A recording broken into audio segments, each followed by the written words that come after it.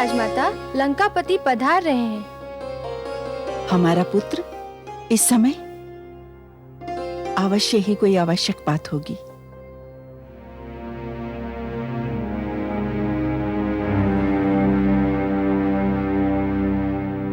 प्रणाम माते।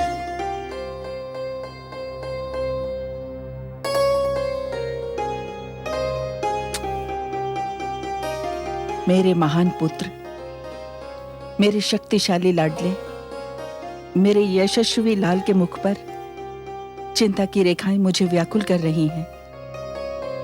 लंका के महान नरेश के ललाट पर चिंता की ये रेखाएं तनिक भी नहीं सुहाती। माते,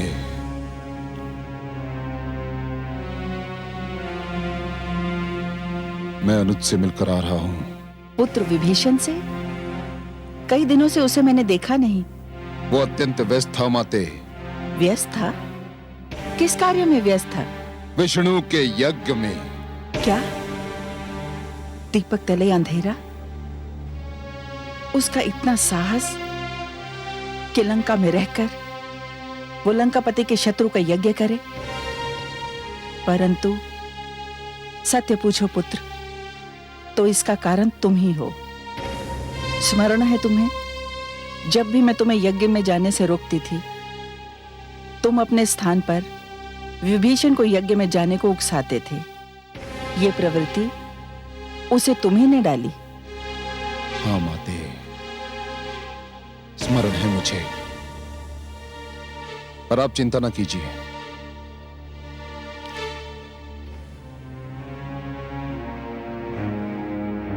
मैंने उसे समझा दिया है और उसने मुझे वचन दिया है कि अब कभी भी वो यज्ञ नहीं करेगा। अच्छा किया, किंतु मेरी चिंता कम नहीं हुई। आपकी चिंता कम नहीं हुई? परंतु क्यों माते? इसलिए कि मुझे भय है। यह विष्णु प्रेम एक ऐसा दुष्ट रोग है जिसे एक बार लग जाए जीवन भर उसका पीछा नहीं छोड़ता। मैंने कितनी कठिनाई से तुम्हें इस रोग से दूर रखा। चलो, तुमने विभीषण को तो रोक दिया। रोक तो दिया माते, रोक तो दिया। मैंने केवल अनुज विभीषण को ही नहीं, समस्त ऋषियों को यज्ञ करने से रोक दिया। उनके शरीर से रक्त निकाल निकाल कर उन्हें लंका छोड़कर भागने के लिए विवश कर दिया मैंने माते। जानती हूं, जब मैंने ये समाचार सुना तो तुम्हारी भूरी भूरी प्रशंसा भी की थी। ये सब तो ठीक है माताश्री,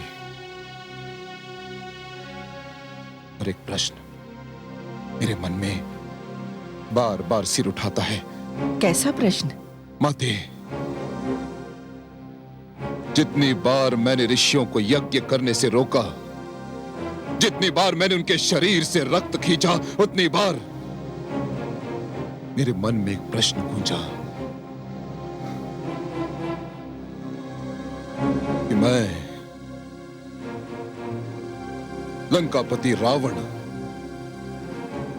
ये क्या कर रहा हूं, ये क्यों कर रहा हूं?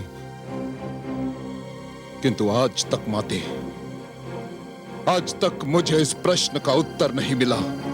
इसका उत्तर मैं जानती हूं। इसका उत्तर है मेरे पास। इसका उत्तर क्या है माते?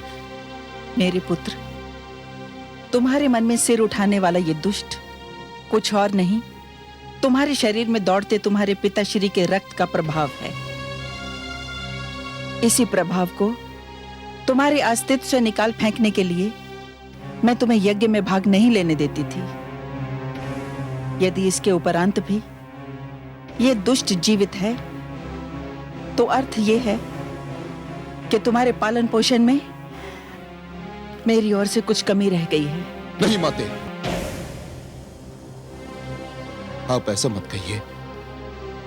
हमारे पालन पोषण में कोई कमी नहीं रही, परंतु इस प्रश्न से, इस दुष्ट क्यों से छुटकारा पाना चाहता हूं। आप मेरी सहायता करें माते, आप मेरी सहायता करें। अवश्य पुत्र, अवश्य सहायता करूंगी,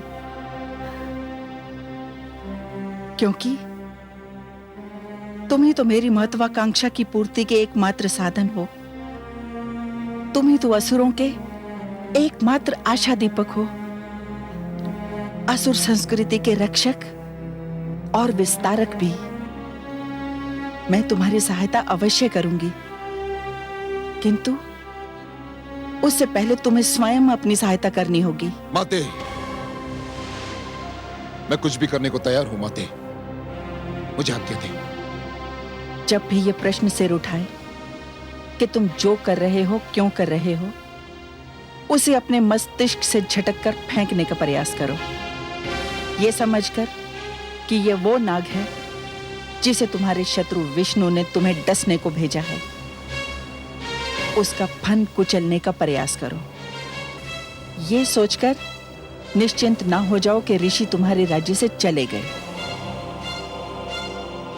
वे संसार में जहां भी हों, उन्हें यज्ञ ना करने दो, उन्हें चैन से ना बैठने दो। इसी कारण माते, इसी कारण मैंने कई राज्यों पर आक्रमण किए, किंतु क्या करूं, दशरथ के हाथों मेरी पराजय हो गई। मेरी पराजय, लंकापति रावण की पराजय माते। भूल जाओ उस पराजय को, उस पराजय को भूल जाओ, किंतु दशरथ को मत भूलना। उस पराजय का प्रतिशोध तो लेना ही होगा, किंतु पुत्र, इससे पहले अपना ध्यान एक और अभियान पर केंद्रित करो। आप चाहती क्या है माते? मैं तुम्हें विश्व विजेता देखना चाहती हूं। जाओ पुत्र, अपने भ्राता कुंभकर्ण के पास जाओ, उसे साथ लेकर विश्व विजय अभियान पर निकल पड़ो। मेरा आशीर्वाद तुम्हारे साथ है।